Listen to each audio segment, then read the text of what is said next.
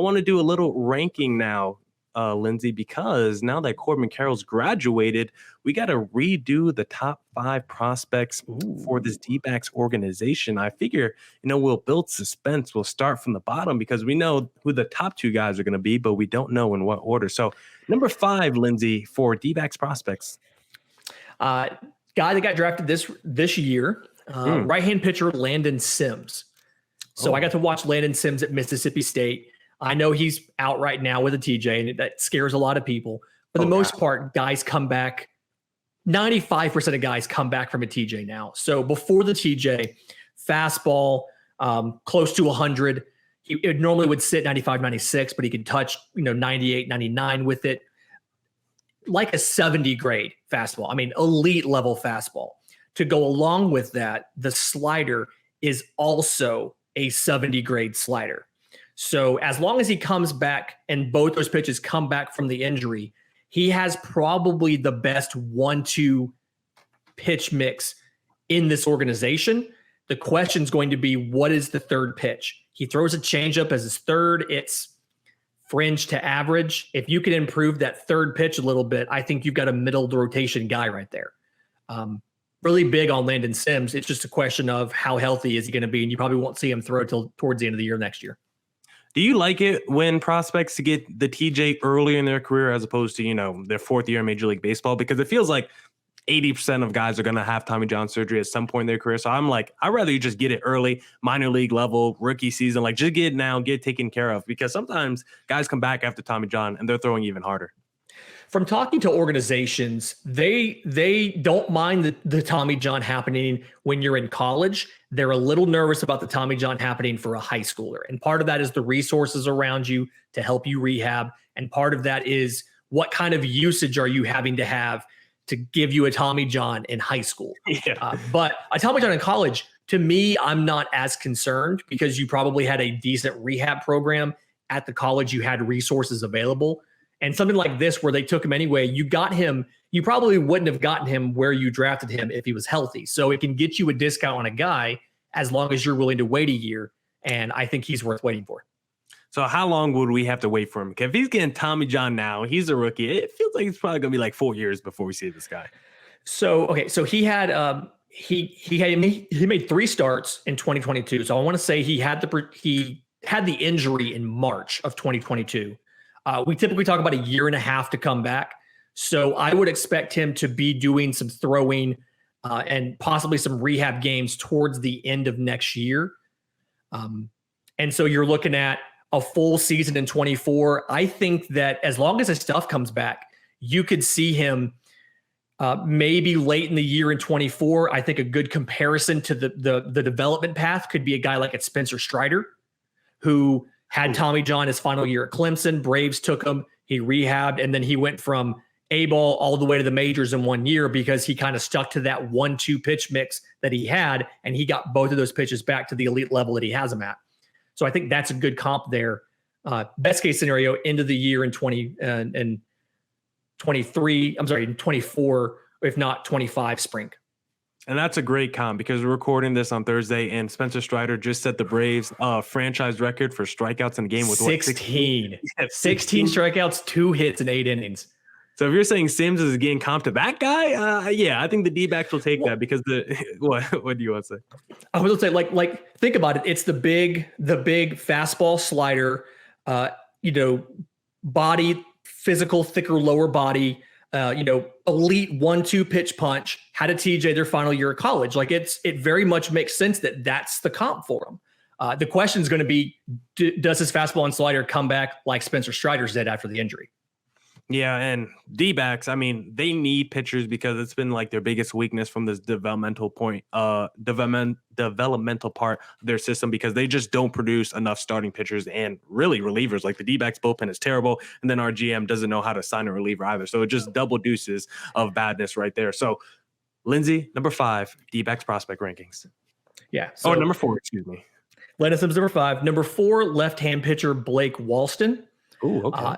I think he has one of the better ceilings of these pitching prospects. And I have a whole grouping of pitching prospects right here in the middle of the top 10.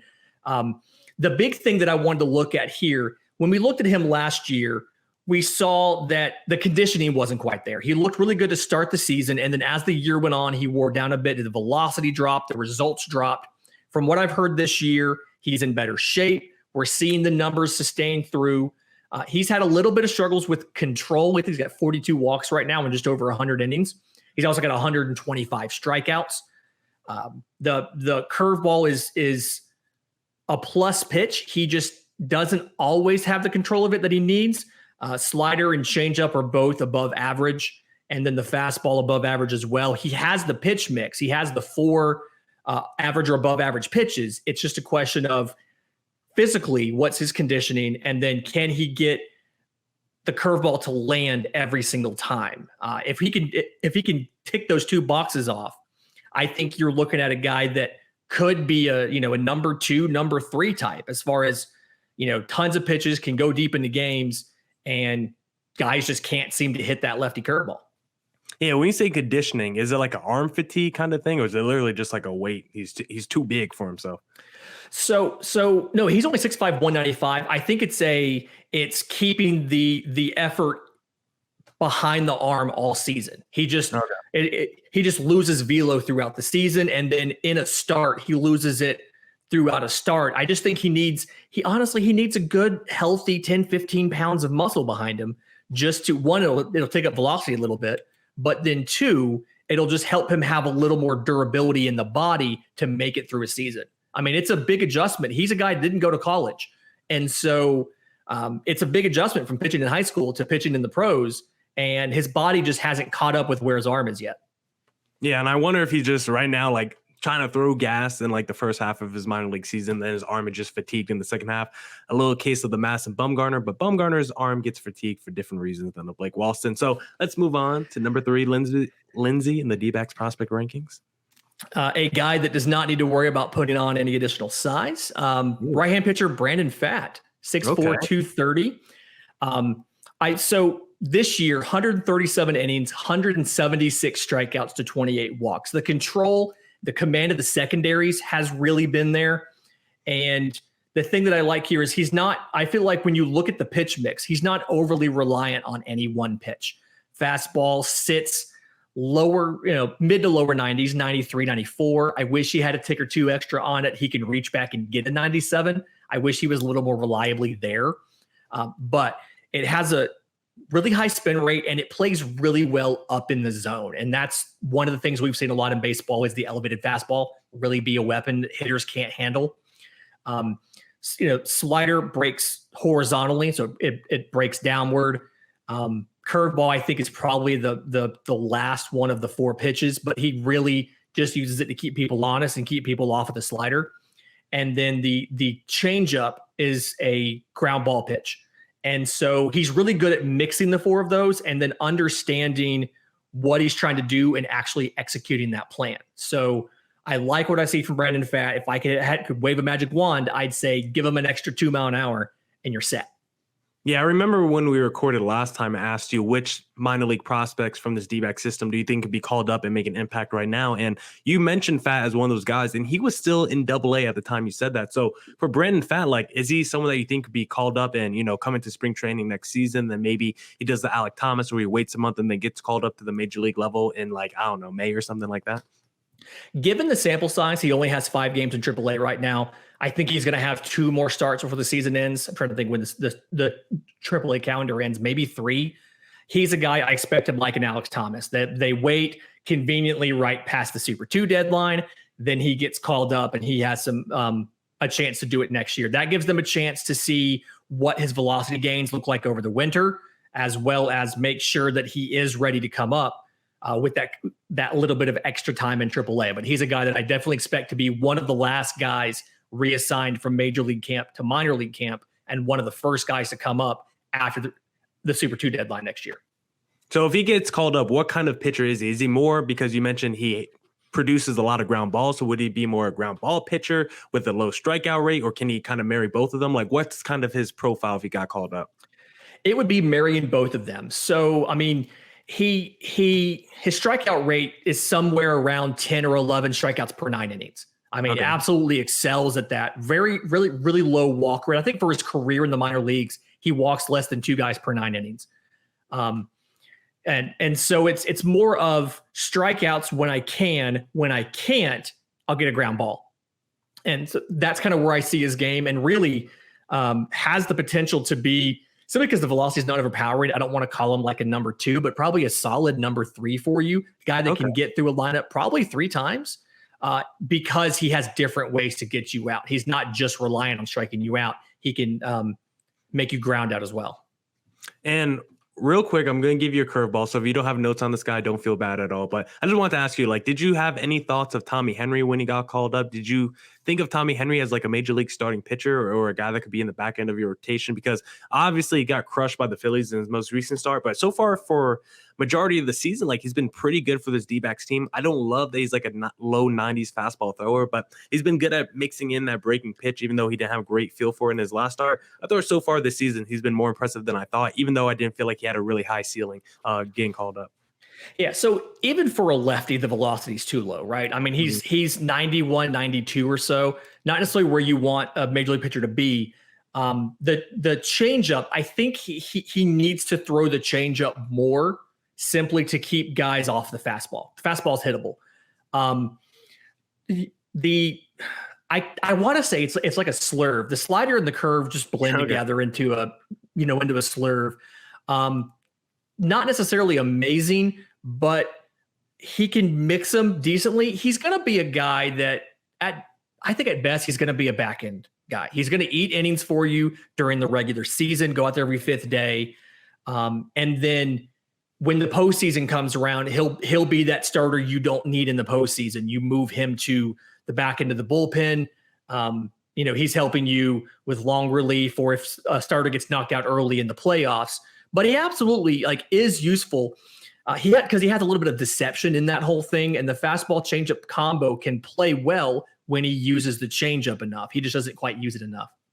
Okay, I don't mind either if he's just an innings guy, long reliever, because we already have a lefty who's really not that good, and Caleb Smith who's doing that. So we could just take him out and put Tommy Henry there. Like, I would greatly appreciate that. But now it's time for the main entree, Lindsay, the top 2 prospects. And we got to do a drum roll because we got to know who you have at number 2, Lindsay. So number 2 among all D-backs prospects right now, Drew Jones. Woo-hoo! Which is tough because he hasn't played a game for you. Wow. But just the potential in a Drew Jones from what we saw, he's one of the rare high school players that we have all of the same level of analytics on. We have the TrackMan, we have the biomechanical markers, we have we have all of that stuff. We've seen him do all of those things. So we have enough information to say that a lot of the scouting on him has been correct. And the question is just going to be more of how long does it take him to get there, and where do these tools end up as far as the ceiling? The arm looks to be somewhere between plus and double plus. The defense, the speed, he's laser timed. We're pretty confident that the speed's there as well. It's just a question of him adjusting to major league pitching and finding the power with the wooden bat. How long does that take him? And then do any of those other tools back up a bit as he physically matures and gets older? That's something we saw his dad do it. As his dad got closer to 30, his dad's speed started to back up a bit. He thickened out a little bit in the midsection, ended up being out of baseball actually early for as good as he was at age 20, 21. So Drew Jones, a lot of confidence in the projection because we have so much data on him. Just a question of what's the adjustment period for him, especially missing this whole fall with a shoulder injury. Yeah, and so there's not really much analysis you can have outside what you just said from what you've seen from his high school stuff, because like you said, he's out the season with a shoulder, because I'm guessing number 1 on your prospect list is a guy who was out with a shoulder last season in Jordan Lawler. Am I correct in that, Lindsay? You are correct in that. Jordan Lawler, because every Diamondbacks first round pick has to injure their shoulder. It's a tradition now. That's what we do around here. But no, so Jordan Lawler is a really interesting one to me because I initially had him as a 2024 guy. I mean, he spent this whole year, 19 years old, in high A Hillsboro. He went low A, high A, and now at Amarillo. But look at what he did in high A: 288, 385, 477. at age 19 in high A. The way that he acclimated to the new level and how quickly he did it made us kind of push the timeline up a bit. I initially thought he'd be a 24 guy. I think there's a chance, depending on how his season finishes this year in Amarillo, that you see him get a cup of coffee at the end of the year next year. Part of that will also depend on, one, can he clean up the defense a bit? I think he's at like a 906 fielding, and it's just a consistency issue. It's mistakes from focus more so than a skill thing. And then what does the offensive production at short look like for you? You've got Geraldo Perdomo, you've got Nick Ahmed, the great Nick Ahmed. So what does the offensive production look like for you at short towards the end of the year? And do you need the bat, or do you have the runway to let Jordan Lawler come up and test himself at the end of the year next year? I think that's the real question. But I've moved the timeline up to late 2023. Yeah, I could tell you the production at short. If it's going to be Perdomo or Nick Ahmed manning short, there's going to be zero production, Lindsay. But if you have a guy like Josh Rojas at shortstop, then maybe a guy like Emmanuel Rivera at third, now you got some offensive potential. Maybe Rojas is not as good as Nick Ahmed defensively, but I don't care because he's leaps and bounds better than him offensively, and I'd rather have an offensive bat in my lineup than an offensive liability in my lineup. So from that standpoint, I would rather have Josh Rojas playing shortstop. But I would, in the perfect world, Jordan Lawler gets called up next season because I just want to go bop, bop, bop. I want Corbin Carroll this season. I want Jordan Lawler next season. And then the year after that, I want Drew Jones. So how realistic is this dream, Lindsay? I know Drew Jones is out this year, but if he mashes, right away, could he spend maybe a year or two in the minor leagues and then Jordan Lawler has that cup of coffee, like you said, next season? Because we've seen it more recently in baseball than probably ever before with the Fernando Tatises, the Wander Francos. Like these guys, they crush in the minor league level. Even a guy like Ben Tendi, like if they crush on the minor league level, the teams will call them up quickly. And you know what? We all know about service time manipulation, but also if you have a superstar in the making, sometimes you just got to call that guy up right away. Well, one of the things that they've done about service time manipulation is the team gets rewarded if the player's in the top for the voting now too. So you kind of have an incentive to wait till after the Super 2. You don't give him an extra year of arbitration, but if he's good enough to win or be in the finalists for Rookie of the Year, you get a reward as well as he gets the year of service time. I think that a lot of it depends on the health and rehab of Drew Jones. If he gets over that shoulder issue fairly quickly and has a full season next year, I think it's entirely plausible to think the end of 23, you see Lawler, and the end of 24, you see Jones, and going into 25, you have most of these guys in place. You've already called up an Ivan Melendez. You may or may not have called up a Devison De Los Santos. We're watching the strikeout rate for him, see what he does at third.